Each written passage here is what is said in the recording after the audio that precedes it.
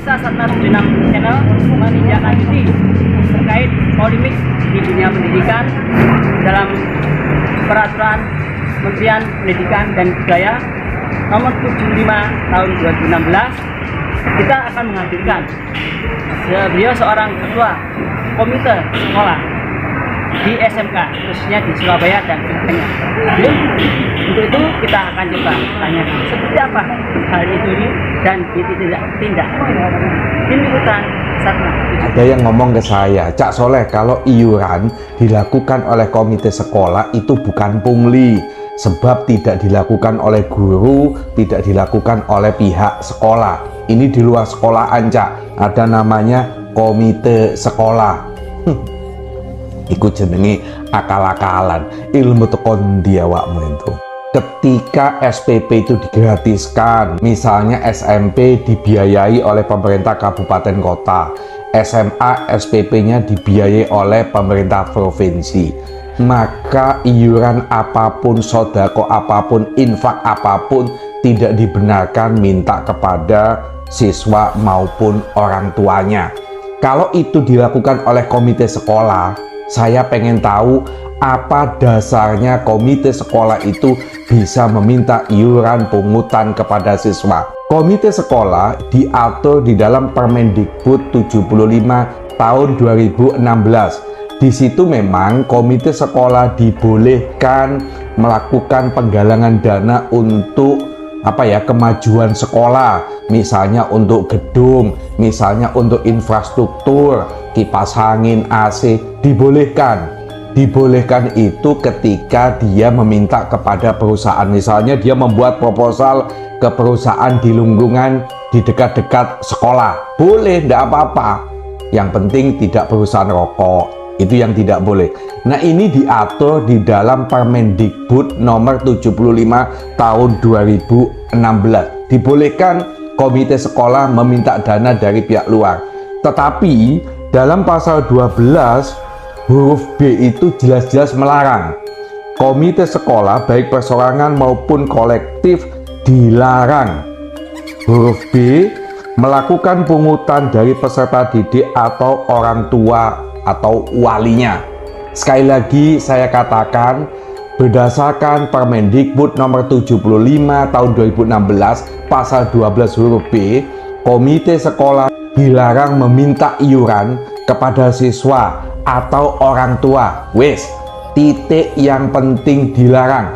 Kalau komite sekolah butuh dana untuk kemajuan sekolah, boleh meminta sumbangan menggunakan proposal di pihak luar, bukan ke peserta didik, bukan kepada orang tua siswa. Ini harus dicamkan bahwa sudah jelas dilarang oleh Permendikbud nomor 75 tahun 2016. Pemirsa, dan kebetulan di sini kita di suasana santai, ngobrol santai, canggokan nih dari Surabaya ini dengan teman-teman media ini dan beliau-beliaunya.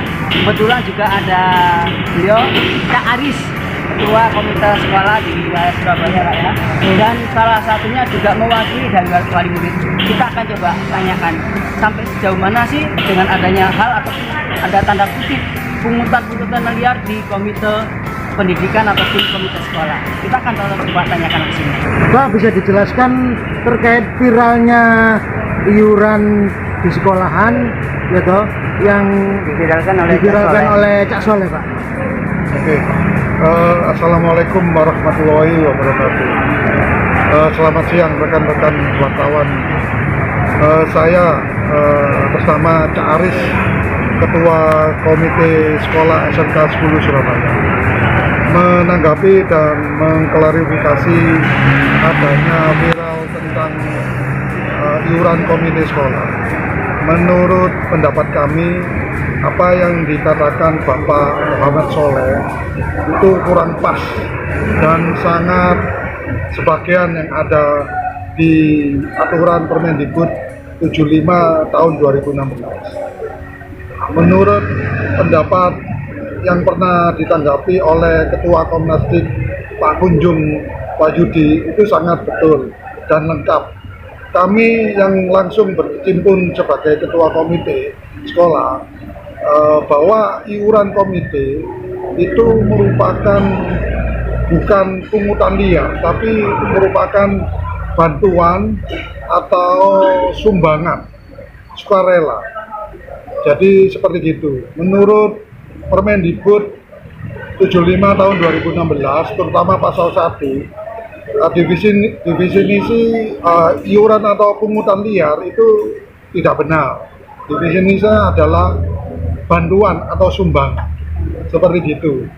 Itu yang pertama. Yang kedua, secara teknikal iuran atau bantuan sumbangan atau bantuan komite sekolah itu merupakan sukarela. Jadi komite mengumpulkan wali murid bersama-sama memutuskan berapa yang disepakati, dan itu kalau menurut saya bukan asas gotong royong ya. Kalau asas gotong royong itu ada menimbulkan salah duga. Kalau menurut pendapat saya, atas kebersamaan, asas kebersamaan antara wali murid dan komite sekolah.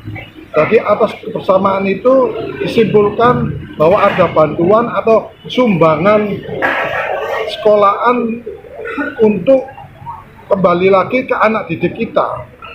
Gunanya untuk anak didik kita agar bisa fasilitas sarana-sarana yang ada itu memadai untuk satuan pendidikan. Jadi sumbangan atau bantuan uang komite sekolah itu sangat penting dan secara sukarela, dan itu diputuskan dengan asas kebersamaan dan mufakat bersama. Jadi seperti itu mas-mas wartawan. Terima kasih. Bahwa apa yang dikatakan saudara kita Bapak Muhammad Soleh itu kurang pas. Pasal 12A Permendikbud 75 tahun 2016. Padahal di dalam Permendikbud 75 tahun 2016 definisi pungutan itu sudah diterangkan. Pungutan liar itu diterangkan di pasal 1. Kami memberikan pencerahan bahwa pungutan liar, yaitu sumbangan atau bantuan itu bersifat sukarela. Jadi saya kurang setuju. Jadi intinya kami sebagai ketua komite itu mengumpulkan wali murid bersama-sama dengan asas kebersamaan membantu pihak sekolah agar anak didik ini mendapatkan satuan pendidikan yang baik dari sumbangan atau bantuan kebersamaan secara mufakat dalam suatu rapat tentukan berapa sumbangan atau bantuan itu diberikan, dan itu juga sangat bagus untuk kinerja yang diterima di bidang pendidikan. Assalamualaikum warahmatullahi wabarakatuh. Selamat siang, salam sejahtera bagi kita semua. Om Swastiastu, Namo Buddhaya, salam kebajikan. Rahayu, rahayu, rahayu. Bapak Ibu, seluruh masyarakat di Indonesia yang kami hormati, terkait informasi adanya video yang menyatakan bahwa komite sekolah dilarang untuk memungut biaya pendidikan, apa yang telah disampaikan, kami ingin meluruskan.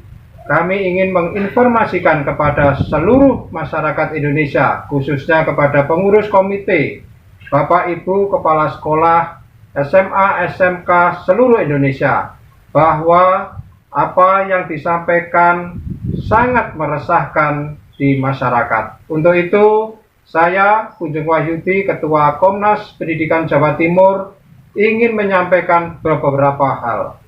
Yaitu yang pertama, bahwa Permendikbud nomor 75 tahun 2016 memang mengatur terkait komite sekolah. Tetapi Permendikbud bukanlah satu-satunya peraturan yang menyangkut terkait masalah komite sekolah. Di atasnya ada yang pertama, pembukaan Undang-Undang Dasar 1945 alinea keempat, di mana di situ dijelaskan bahwa untuk membentuk negara Indonesia maka salah satu poinnya adalah mencerdaskan kehidupan bangsa. Mencerdaskan kehidupan bangsa itu adalah tanggung jawab kita bersama.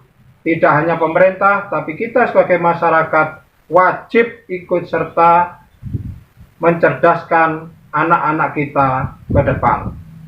Yang kedua, yaitu pada Undang-Undang Dasar 1945 Pasal 31. Kemudian yang ketiga, yaitu Undang-Undang Nomor 20 Tahun 2003 tentang Sistem Pendidikan Nasional, di mana di situ dijelaskan pada bab 5 pasal 12 ayat 2 huruf B dijelaskan bahwa setiap peserta didik berkewajiban untuk ikut menanggung biaya penyelenggaraan pendidikan. Ini sangat jelas sekali bahwa semua masyarakat yang mempunyai putra-putrinya yang bersekolah, maka mempunyai kewajiban ikut serta menanggung biaya pendidikan. Kemudian tidak hanya itu, di atas Permendikbud 75 2016 ada peraturan pemerintah nomor 48 tahun 2008 tentang pendanaan pendidikan, di mana pada bab 1 pasal 2 ayat 1 dan 2B menyatakan bahwa pendanaan pendidikan menjadi tanggung jawab bersama antara pemerintah, pemerintah daerah, dan masyarakat. Pemerintah pusat sudah memberikan bantuan dana dalam bentuk BOS. Pemerintah daerah sudah memberikan bantuan dana dalam bentuk BPOPP. Nah, kemudian masyarakat apa? Masyarakat yaitu memberikan bantuan atau sumbangan dalam bentuk dana partisipasi masyarakat, yaitu melalui siapa? Orang tua peserta didik. Sehingga bahwa jelas di dalam peraturan pemerintah nomor 48 tahun 2008 menjelaskan tanggung jawab bersama di situ sangat jelas sekali. Kemudian masyarakat yang dimaksud di situ adalah peserta didik, orang tua atau wali peserta didik. Kemudian ada lagi di bab 4 pasal 48. Di sana dijelaskan tanggung jawab peserta didik, orang tua atau wali ditujukan untuk satu, menutupi kekurangan pendanaan di satuan pendidikan. Yang kedua, mendanai program peningkatan mutu satuan pendidikan. Kemudian yang berikutnya ada peraturan Menteri Pendidikan nomor 30 tahun 2017, yaitu tentang pelibatan keluarga dalam penyelenggaraan pendidikan, di mana di situ dijelaskan bahwa keluarga punya kewajiban memfasilitasi kebutuhan belajar anak. Ketika bicara memfasilitasi kebutuhan belajar anak, itu tidak hanya terkait dengan seragam, tidak hanya terkait masalah ATK atau alat tulis menulis, tetapi anak-anak kita juga butuh studi banding, butuh studi tour, butuh workshop, butuh seminar, dan lain-lainnya. Yang mana kegiatan-kegiatan tersebut tidak dibiayai oleh BOS, tidak dibiayai oleh BPOPP. Maka seyogyanya para orang tua dan masyarakat tahu bahwa anak-anak kita butuh ilmu terkait hal tersebut. Maka disitulah peran serta masyarakat dibutuhkan. Kemudian ada Perda nomor 11 tahun 2017 terkait tentang penyelenggaraan pendidikan.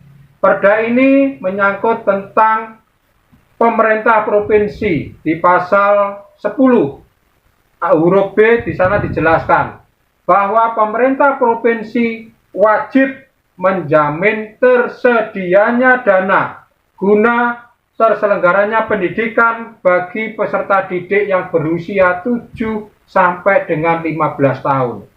Artinya apa? Artinya bahwa pemerintah provinsi itu hanya membiayai untuk peserta didik pada sekolah tingkat dasar, yaitu SD dan SMP. Kenapa? Karena di situ yang di Perda adalah usia 7 sampai 15 tahun. Sehingga untuk anak-anak kita yang usia di tingkat SMA, SMK, maka jelas bahwa di Perda nomor 11 tahun 2017 tidak menjamin adanya pembiayaan yang ditanggung oleh pemerintah provinsi. Kemudian yang terbaru yaitu terkait dengan peraturan gubernur nomor 8 tahun 2023 tentang komite sekolah. Di sana sangat jelas sekali bahwa peraturan gubernur ini memperkuat adanya Permendikbud tahun nomor 75 tahun 2016 tentang komite sekolah. Di mana di Pergub tersebut sangat detail, yaitu yang pertama bahwa komite sekolah ketika terpilih maka harus membuat fakta atau menandatangani fakta integritas, di mana di Permendikbud 75 tahun 2016 tidak ada. Kemudian juga bahwa komite sekolah ketika melakukan penggalangan dana itu harus membuat proposal yang diketahui oleh kepala sekolah dan harus disetujui oleh kepala sekolah, ketua komite, dan kepala cabang dinas pendidikan di wilayah tertentu. Jadi sekali lagi bahwa pelaksanaan komite sekolah dalam penggalangan dana itu juga melalui beberapa proses. Kemudian juga di sana penggalangan dana yang sudah terkumpul oleh komite wajib melakukan pertanggungjawaban, memberikan laporan kepada siapa? Kepada kepala sekolah, kepada orang tua, dan masyarakat setiap 6 bulan sekali. Jadi sekali lagi penggalangan komite yang dilakukan oleh komite itu wajib dilakukan pertanggungjawaban kepada kepala sekolah, orang tua, dan masyarakat setiap 6 bulan sekali. Kemudian hasil penggalangan dana yang dilakukan oleh sekolah, maka sekolah juga wajib memberikan laporan kepada komite sekolah, kepada orang tua dan masyarakat, termasuk juga kepada kepala cabang dinas pendidikan wilayah. Untuk itu, sekali lagi kepada Bapak Ibu masyarakat, pengurus komite dan Bapak Ibu kepala sekolah seluruh Indonesia, inilah yang perlu kita sampaikan, bahwa apa yang dilakukan oleh seseorang, di mana dalam videonya menyatakan bahwa komite sekolah tidak boleh memungut biaya kepada peserta didik atau orang tua melalui Permendikbud 75 2016 pasal 12 poin B memang benar. Tetapi pasal-pasal yang ada di Permendikbud ini bukan menjadi terpisah tetapi menjadi satu kesatuan. Dan juga mari kita lihat tadi bahwa di luar Permendikbud 75 2016 banyak sekali aturan-aturan yang lain yang mana peserta didik memang berkewajiban untuk menanggung biaya pendidikan. Kemudian yang terakhir, perlu kami sampaikan bahwa selain pungutan, maka yang perlu diketahui oleh orang tua dan masyarakat, ada istilah bantuan, ada istilah sumbangan, dan ada istilah pungutan. Bantuan dan sumbangan itu dikelola oleh komite sekolah, sedangkan pungutan pendidikan dikelola oleh sekolah. Maka jelas sekali bahwa bantuan itu adalah pemberian uang, barang, atau jasa di luar peserta didik atau orang tua atau wali, sehingga itu dikatakan sebagai bantuan. Kemudian kalau sumbangan itu adalah pemberian uang atau barang atau jasa yang mana dilakukan oleh peserta didik atau orang tua siswa peserta didik. Artinya apa? Artinya bahwa sumbangan dan bantuan ini dilakukan secara sukarela, di mana terjadi kesepakatan antara pihak sekolah, komite, dan orang tua. Kemudian pungutan itu adalah definisinya adalah dalam bentuk uang yang dilakukan oleh sekolah dalam jangka waktu tertentu, mengikat. Nah, itulah yang dikatakan pungutan. Artinya bahwa komite memang tidak boleh melakukan pungutan, tetapi boleh melakukan atau menerima bantuan atau sumbangan dari peserta didik, orang tua, dan masyarakat. Dan saya kira itulah penjelasan yang bisa kami sampaikan. Sekali lagi kepada seluruh masyarakat seluruh Indonesia, mari kita berpikir cerdas. Mari kita berikan informasi kepada masyarakat secara utuh aturan-aturan tersebut agar masyarakat tidak bingung, agar masyarakat tidak resah. Sekali lagi, inilah yang bisa kami sampaikan. Saya sebagai Ketua Komnas Pendidikan Jawa Timur. Dan sebagai penutup, saya sampaikan salah satu pantun sebagai berikut. Sego jagung iwae babat, melu cak kunjung tambah hebat. Terima kasih. Wassalamualaikum warahmatullahi wabarakatuh. Pemirsa, sangat menarik dengan adanya podium ini kita bisa ambil kesimpulan bahwa sana komite pendidikan ataupun dalam dunia pendidikan ini tidak serta-merta memberikan satu hal ataupun adanya pendidikan liar ataupun hal-hal bantuan tanpa sepengetahuan. Ya pasti yang diutamakan pada saat itu kebersamaan. Kebersamaan itu apa?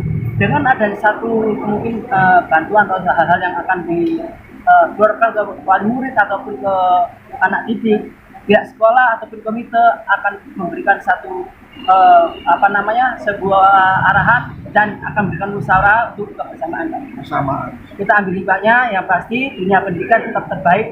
Siapa lagi kalau bukan kita yang perhatian sama dunia pendidikan. Untuk itu, terima kasih untuk perhatian bersama tim liputan Satgas.